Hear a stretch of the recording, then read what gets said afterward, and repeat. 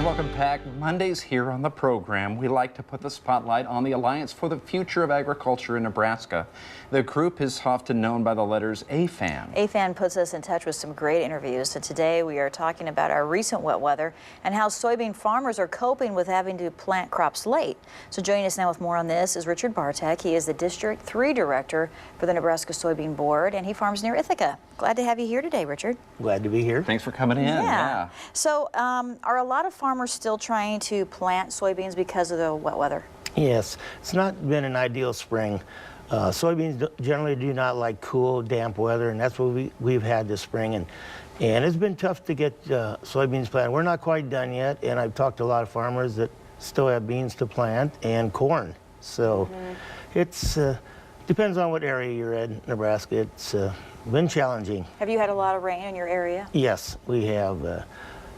Last Monday, a week ago, at midnight, we were still out, and everywhere I looked, there was tractors running. So farmers aren't messing around. The conditions aren't there for good planting. I know I talked to someone who lives in southeast Nebraska yesterday, and he said the corn wasn't all done yet, and soybeans weren't even in the ground yet for him. And this is kind of becoming a serious issue for farmers, I would think, in a way, because at some point, isn't there a deadline to get those in the ground?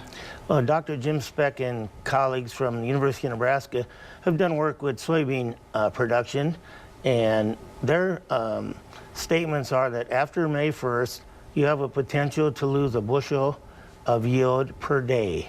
Now, this takes into consideration when your frost dates come, growing degree days, how much sunshine you have, and soybeans are like any other plant. They don't get enough sunshine, and we get early frost. There could be yield reductions very easily. Let's talk about replanting. Do you know a lot of farmers who have had to replant, and if they do so, how can they be successful at it? Well, as far as replanting soybeans, most of the beans in our area haven't been in the ground that long to allow, and there's beans to go in the ground yet to be planted.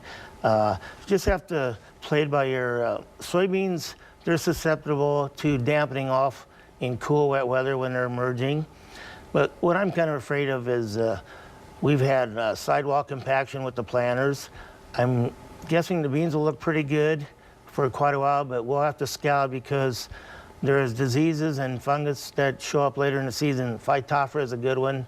I can remember years ago, the beans looked perfect and they just start dying because the root system and the plant system was affected by bacteria and fungus.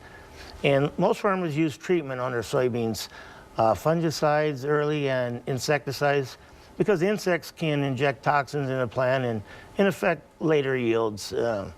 There's bean pod mottle virus that's caused by insects, and so farmers are up against a big challenge this year.